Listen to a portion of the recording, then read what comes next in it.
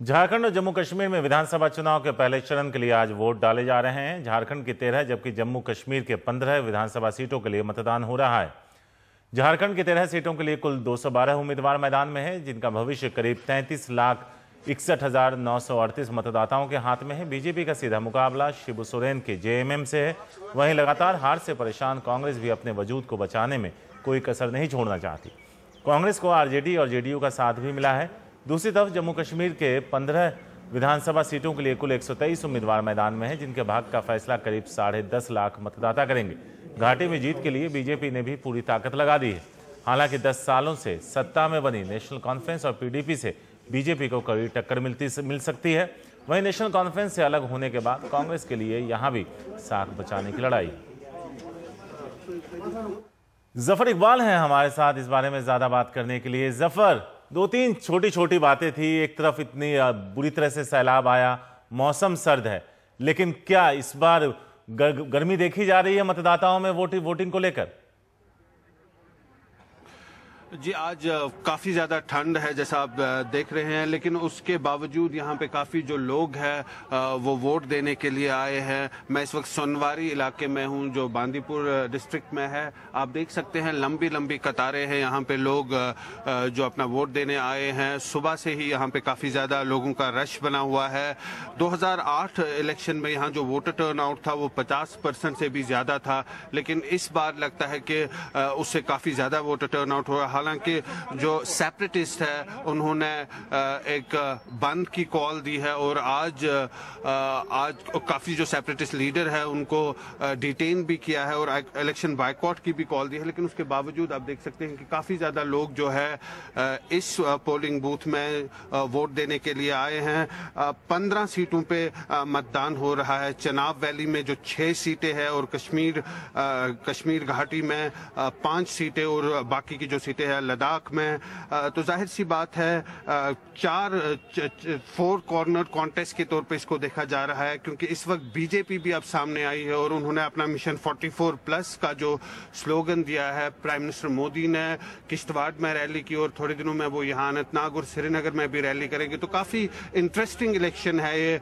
ठंड है लेकिन लोगों का जोश बना हुआ है और पॉलिटिकल पार्टी जो है वो भी अपनी तरह से पूरी कोशिश कर रहे हैं। जफर, हम आपसे जानना चाहेंगे, बीजेपी दावे बड़े कर रही है खास करके घाटी को लेकर, जमीन पे कुछ है या फिर माहौल बनाने के लिए सब कुछ कहा जा रहा है?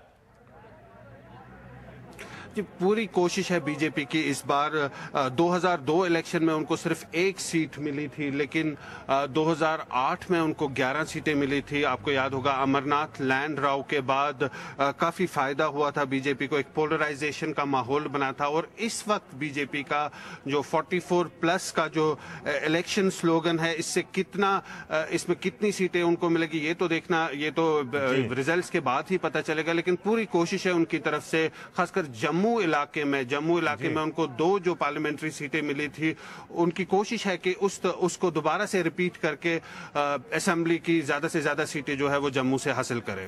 शुक्रिया जफर, आप नजर बनाए रखिए, हम आपके पास वापस लौटते रहेंगे। वहीं दूसरी तरफ आलोक पांडे झारखंड में मौजूद हैं, वहां से उनकी ये रिपोर्ट देखते हैं। झारखंड के विधानसभा चुनाव का प्रथम चरण आज है। 5 चरण का मतदान है। कुछ वोटर सुबह सुबह यहाँ पे आने लगे हैं अपना वोट डालने। हम लोग डाल्टनगंज में हैं। ये एक विधानसभा क्षेत्र भी है और पलामू जिले का हेडक्वार्टर भी है। आप देख सकते हैं फ्रेम में कुछ लोग सुबह सुबह आने लगे हैं। मतदान की संख्या यहाँ पे इलेक्शन कमीशन उम्मीद कर रहा है कि कम से कम 50% से ऊपर होगी। ये एक शहरी क्षेत्र है, इसलिए यहाँ पे उतनी कड़ी सुरक्षा आप नहीं देखेंगे, लेकिन जो ग्रामीण क्षेत्र हैं वहाँ पे आप देखेंगे कि सीआरपीएफ के बल तैनात हैं, झारखंड की पुलिस तैनात है, बहुत पुलिस तैनात है, क्योंकि सारे क्षेत्र जहाँ पे आज मतदान हो रहा है नक्सल प्रभावित है।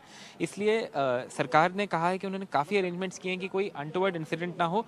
11 कंपनीज पैरामिलिट्री फोर्सेस लगाई गई हैं, उतनी ही कंपनीज झारखंड पुलिस की भी हैं। 3 हेलीकॉप्टर हैं जो एरियल सर्वेलेंस करेंगे। तो सरकार और तंत्र यही उम्मीद लगा रहा है कि कम से कम कुछ अप्रिय घटना ना हो। उसके अलावा जो है वो बात है वोटर्स की, तो सरकार ये भी चाहती है, इलेक्शन कमीशन ने कहा है, बहुत कैंपेन्स रन किए हैं कि किसी तरह से यहाँ पे वोटिंग जो है उसकी परसेंटेजेस ठीक हो।